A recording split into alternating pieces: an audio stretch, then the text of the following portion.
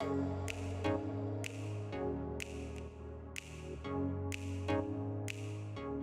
guys, we're here in fabulous Las Vegas. This is my second time here and Buddy's fourth time, and we put together the perfect 3-day itinerary for you.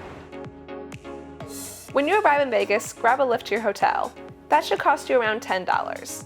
I'm sure you'll be hungry, so grab something to eat. One of our go-to spots is Bruxy. However, most of the food in Vegas is pretty great. The real challenge is finding something that's affordable.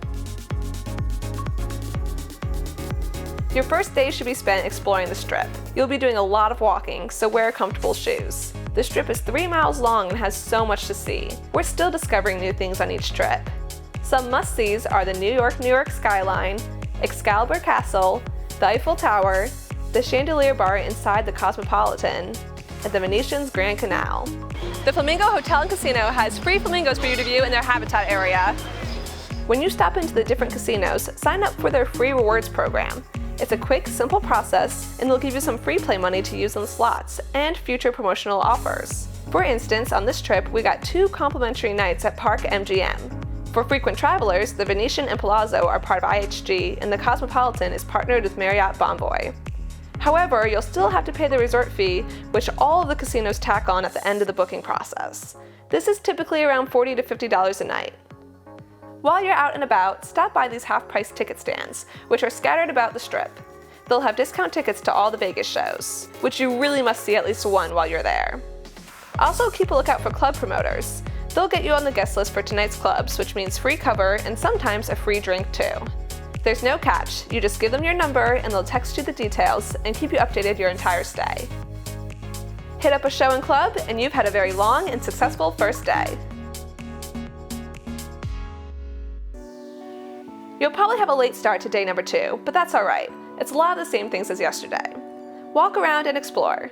We suggest doing some sort of paid activity this day. We'd highly recommend the Shark Reef at Mandalay Bay. It's a bit small and won't take very long to do, but it's the coolest designed aquarium I've ever seen, and you have good odds of finding discounted tickets. We recommend grabbing the free tram from Excalibur to Mandalay Bay to cut down some walking time.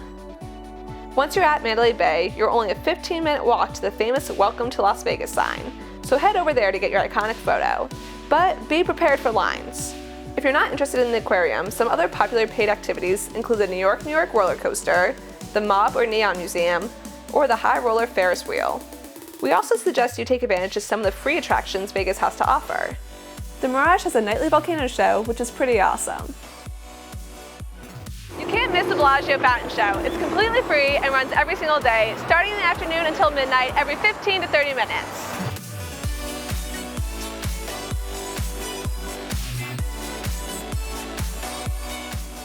While you're there, stop inside the lobby to see their botanical gardens that change with the season.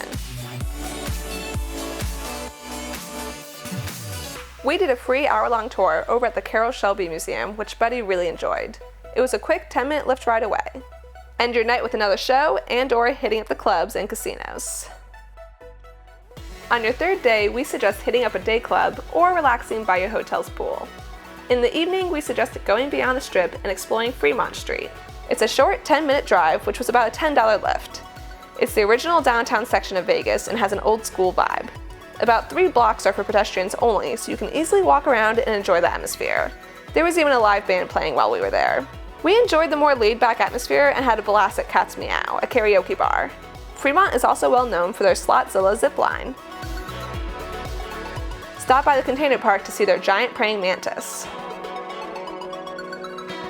There's so much to see and do in Vegas. How you want to enjoy it is totally up to you. We just hope this sample itinerary gave you an idea of all the possibilities. Thanks so much for watching. If you found this video helpful, then like, comment, and subscribe.